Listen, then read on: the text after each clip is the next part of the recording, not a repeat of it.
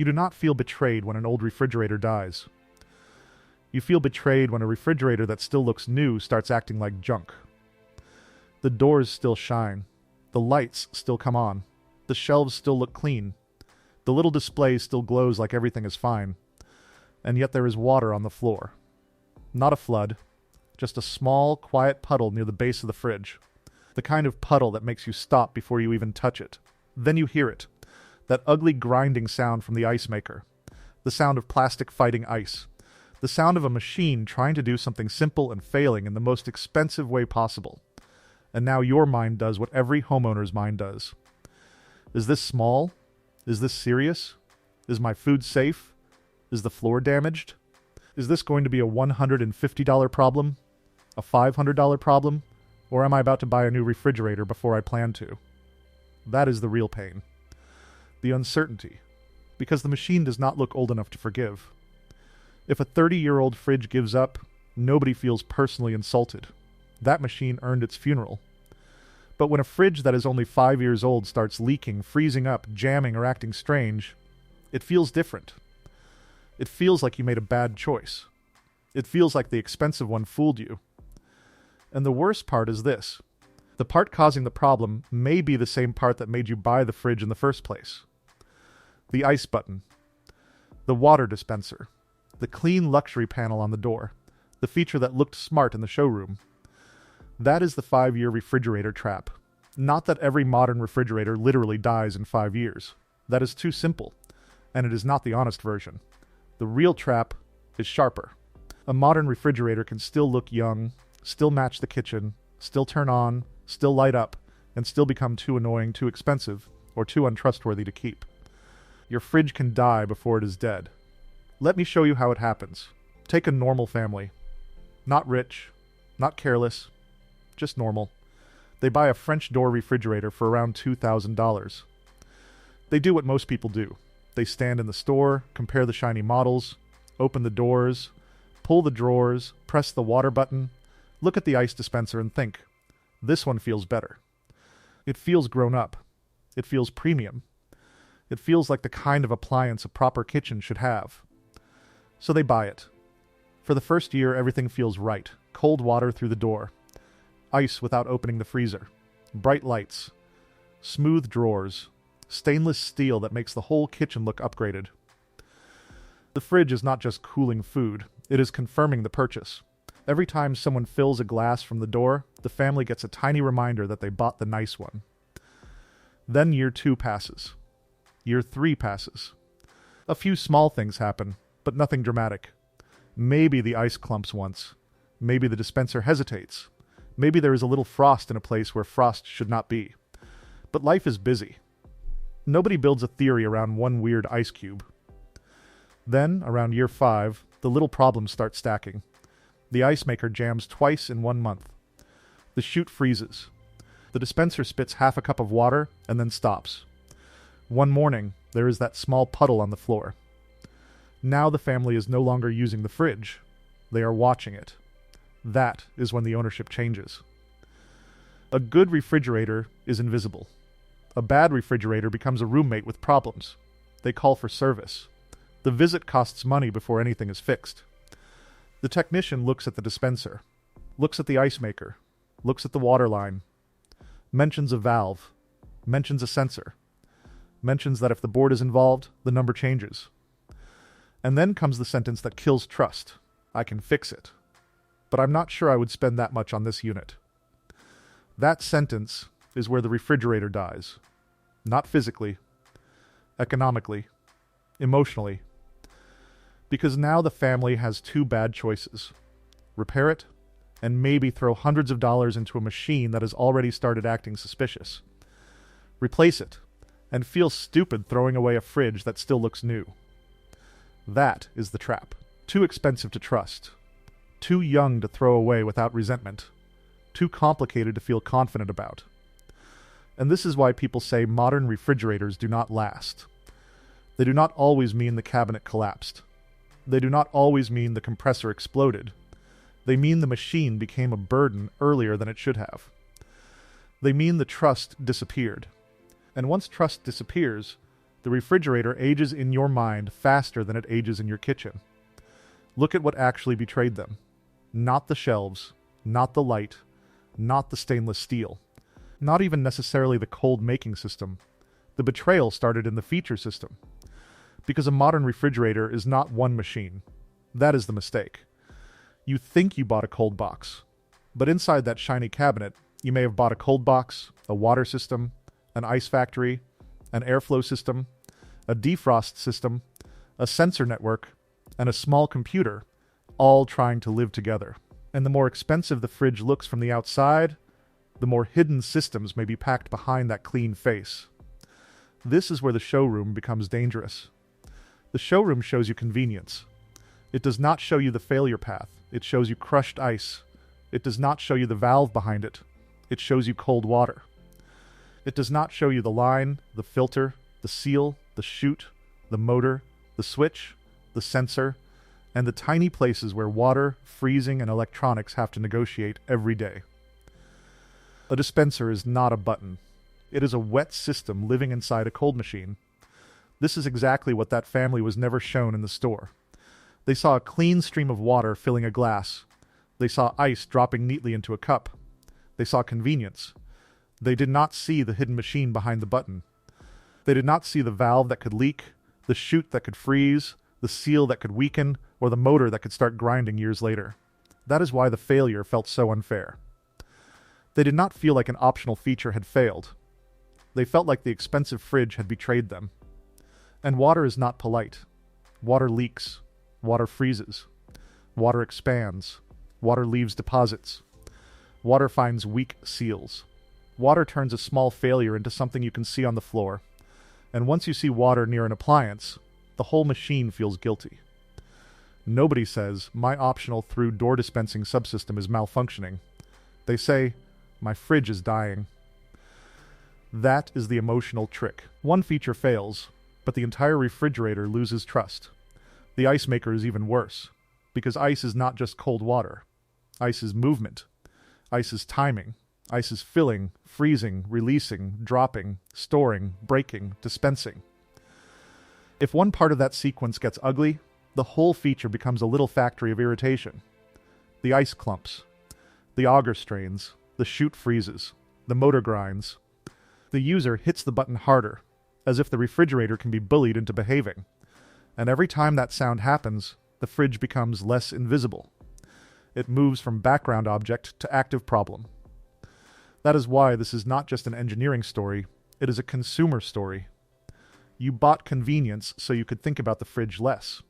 Then the convenience feature made you think about the fridge more. That is the reversal. That is why the disappointment feels so sharp. But the real issue goes deeper. The dispenser and ice maker are only the first visible betrayal. Behind them is a larger pattern. Modern refrigerators are being asked to do too many things while remaining quiet, efficient, beautiful, compact, and cheap enough to sell in a competitive market. That pressure creates tight machines. Tight machines can work beautifully when everything is clean, new, aligned, ventilated, and behaving. But real kitchens are not test labs. Real kitchens have heat, dust, pet hair, children leaving doors open, food blocking vents, cabinets built too close, sunlight hitting the appliance, water filters left too long, door seals getting tired, heavy use every day. The machine does not fail because one villain flips a switch. It gets stressed from many directions, quietly, until one part becomes the bill. And the bill is where modern frustration becomes real. Because when a repair is cheap and obvious, people do not get angry. They fix it. A gasket, a drawer, a bulb, a simple part. Fine. But when the repair becomes uncertain, or when the technician starts talking about control boards, sealed systems, specialized labor, or repeated service visits, the owner starts doing replacement math. And replacement math is brutal. The original fridge was $2,000. The visit costs money. The part costs money. The labor costs money. There is no guarantee this is the last problem, and the new fridge in the store has a warranty. Suddenly, the question changes. It is no longer, can this be fixed? It becomes, am I being foolish if I fix it? That is the moment people hate, because there is no clean answer. If you repair it, you may regret it. If you replace it, you may resent it. That emotional trap is what makes modern appliances feel disposable. Not always because they cannot be repaired. Because the repair no longer feels safe. If your fridge is acting up, do not immediately think of it as one giant mystery. Think of it as separate systems. But do not memorize a long list. Start with 3 questions. Is the problem wet? Is the problem warm? Or is the problem weird?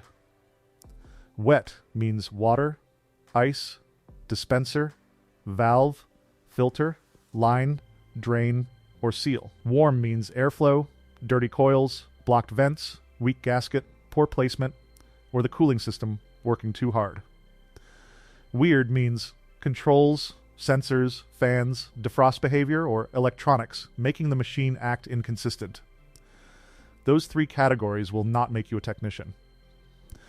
But they stop you from feeling helpless.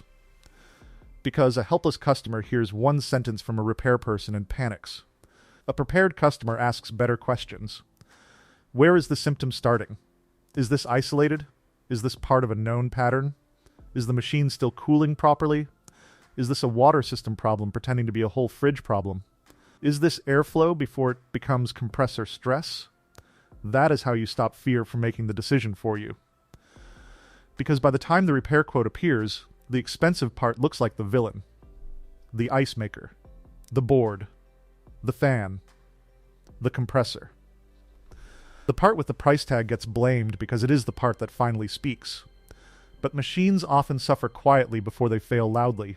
The problem may have started months earlier, behind the fridge, where dust was slowly turning the condenser into a blanket.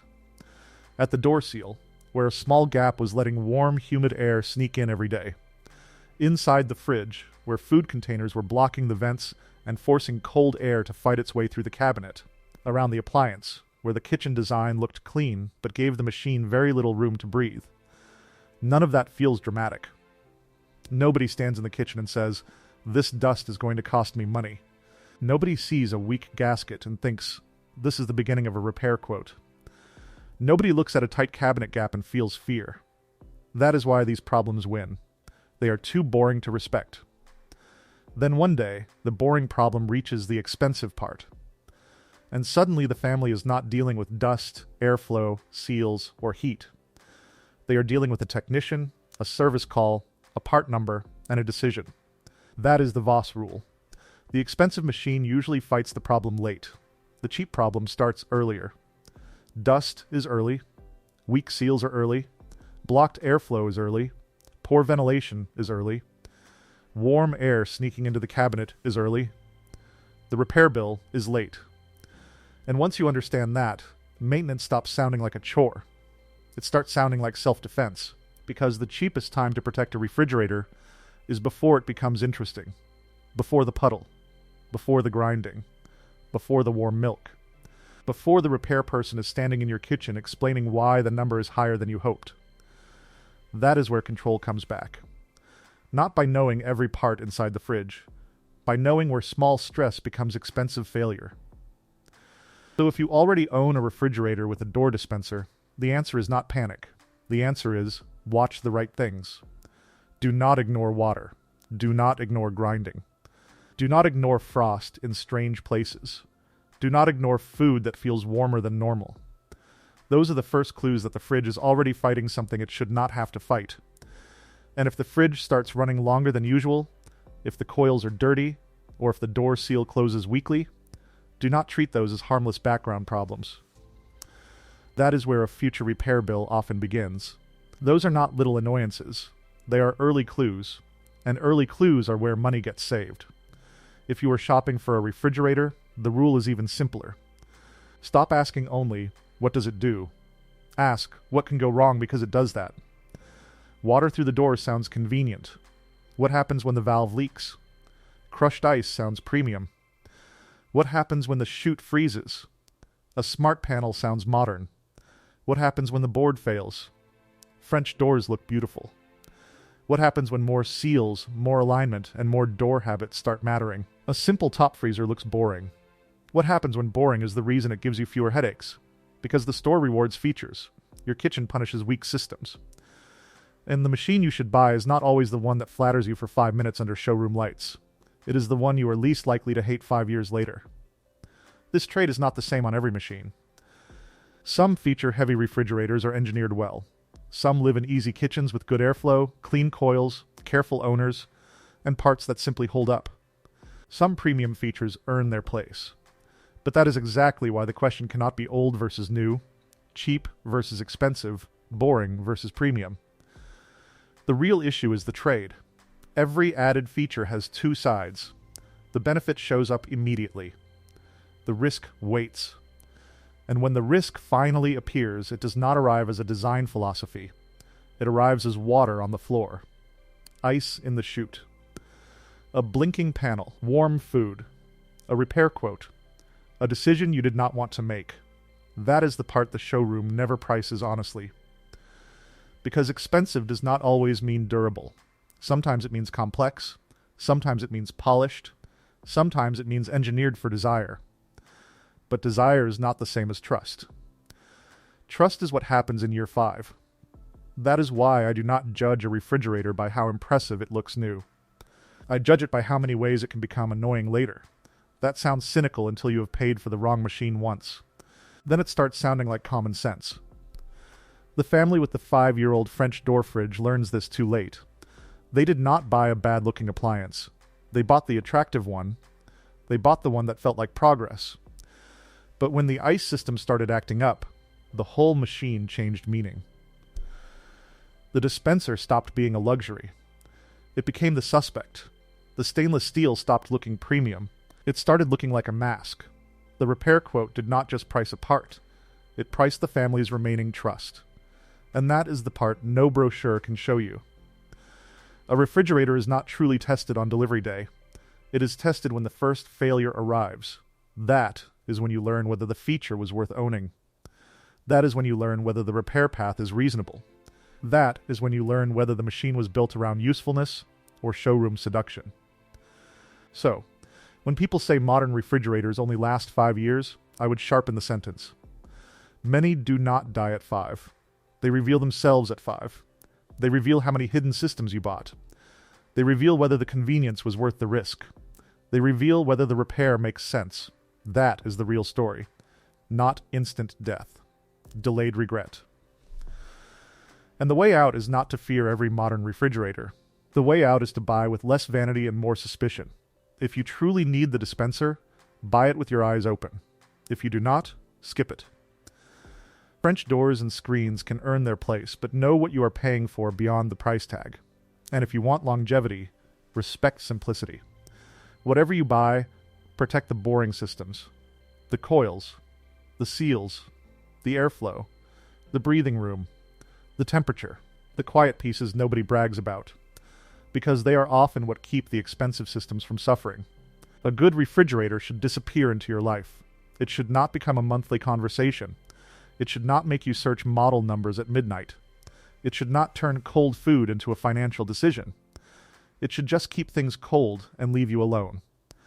That is why the plain machine deserves more respect than it gets. Because after the showroom lights fade, after the warranty papers disappear into a drawer, after the first strange noise, the first puddle, the first repair quote, the first moment of doubt, one truth becomes very clear. In the appliance world, boring often turns out to be the luxury.